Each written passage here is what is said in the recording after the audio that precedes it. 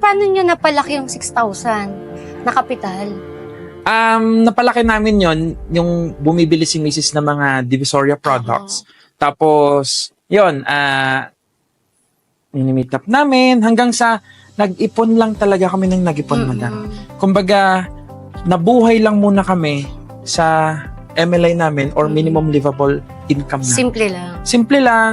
Kahit na medyo nagkakaroon na ng pera, hindi mo na kami bumibili ng kotse, hindi kami nag-grab, kumakain lang kami ng siomay sa lunch. So, yun talaga. Paikot muna ng paikot ng pera hanggang sa natuto ako mag-e-commerce. Nung natuto ako mag-e-commerce, yun na. Kasi ang ginagawa ko nun, madam, habang nag-online selling kami ni Mrs., parang nag-aaral ako ng freelancing.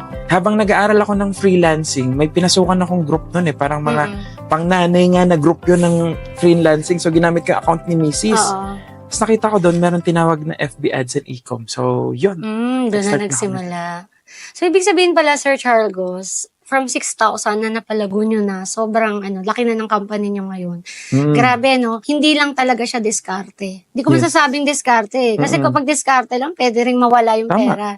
So, yung 6,000, ang puhunan nyo talaga is kung papaano papaikutin yung pera. Yes. No, paano palalaguin? Tama ba? Tama. Siguro ngayon, parang madami sa atin nagbe-business and gusto mag-business. Akala ng iba, bentahan. Yes. Akala ng iba, sales and marketing lang lahat. Pero para sa amin, ang natutunan ko sa business is, for me, ang pinakamahalaga yung pagpapaikot ng pera.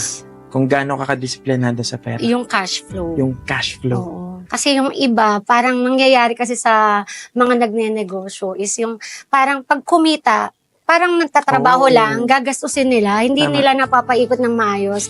Ang nakita ko sa inyo, kaya lumaki talaga yung business, no? It's because hindi muna kayo bumili ng kung ano-ano. Andun yung delaying gratification. Yes. Na parang wag na muna, sa susunod na lang, pag lumaki na, 'di ba?